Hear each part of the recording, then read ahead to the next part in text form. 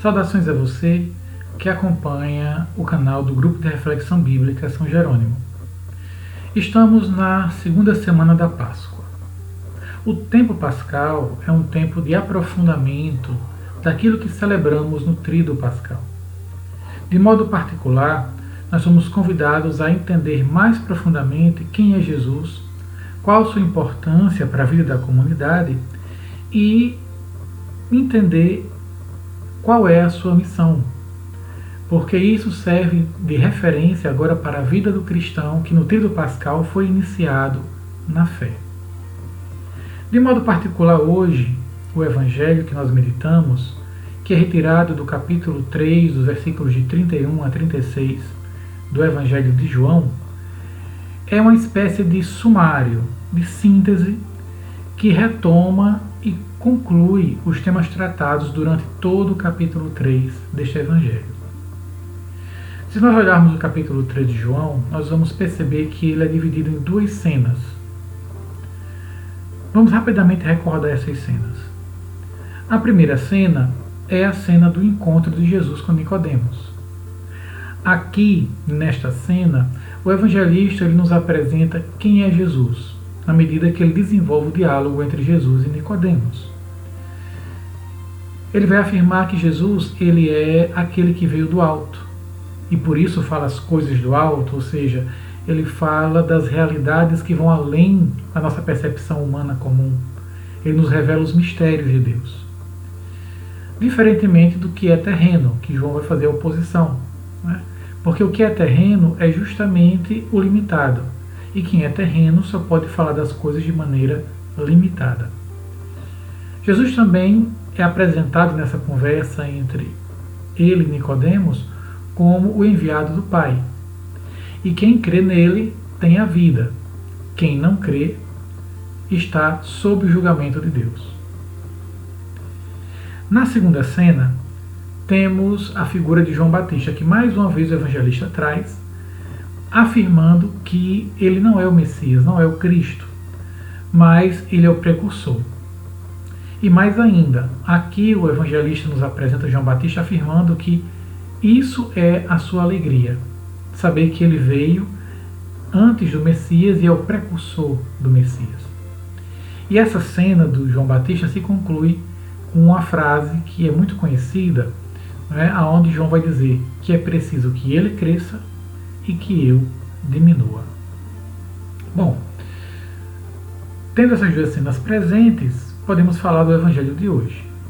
O Evangelho de hoje, então, encerra essas duas cenas, retomando justamente a temática central do capítulo 3, que é a apresentação de Jesus como aquele que vem do alto e que por meio de quem o Pai vai conceder o Espírito sem medida a todos que nele creem. Tudo foi entregue nas mãos de Jesus pelo Pai, vai afirmar o Evangelho de hoje. O que isso significa?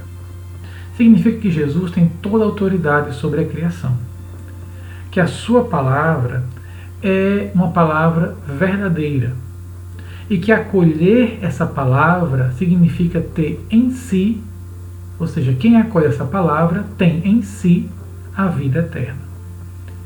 Assim como foi dito a Nicodemos no início do capítulo, aqui também é retomado o convite, o chamado a todos nós de crermos em Jesus e no que ele anuncia. Porque só Jesus tem palavras de vida eterna, vai dizer o Evangelho de João lá no capítulo 6, no versículo 68. Entretanto, o contraste entre o que vem do alto com o tema do que é terreno volta novamente aqui. E esse contraste entre o que vem do alto e o que é terreno nos aponta a figura de João Batista. Porque João Batista é justamente o que é terreno. Ou seja, é alguém que fala do que é terreno.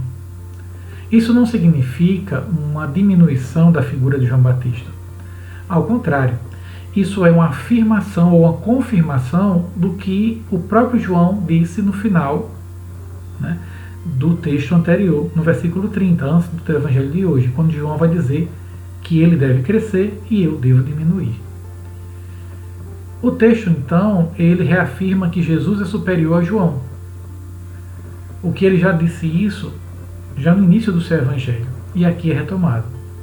Talvez por trás dessa perspectiva esteja presente um contexto da comunidade cristã, onde deve haver uma certa dificuldade em que alguns defendem que João Batista seria superior a Jesus. E os discípulos de Jesus, então, respondem a essa posição. Bom, mesmo diante disso, esse não é o nosso ponto central. O ponto central, e que eu quero deixar como a motivação da nossa reflexão de hoje, é o que está no versículo 32 do Evangelho de hoje. Quando ele afirma sobre Jesus: aquilo que viu e ouviu, isso testemunha, mas ninguém recebe o seu testemunho. Eu penso que aqui nós temos uma provocação atual para todos nós. Por quê? Jesus, ele é aquele que dá testemunho das coisas do alto, porque ele viu e ouviu do Pai. Não receber o testemunho de Jesus significa permanecer nas trevas, como o evangelista vai dizer nesse mesmo capítulo, lá no versículo 19. Não receber esse testemunho é manter sobre si a ira de Deus. Em outras palavras, é colocar-se fora da vida eterna. Porque se só Jesus tem palavras de vida eterna, não acolher a sua palavra é colocar-se fora desta vida. Então somos provocados hoje a mais uma vez acolhermos a palavra de Jesus, a reconhecermos que por meio dele, e somente por meio dele, podemos ter acesso às coisas do alto, aonde o Pai se encontra. Jesus, ele é o caminho, vai nos dizer o Evangelho de João. Jesus, ele é a porta.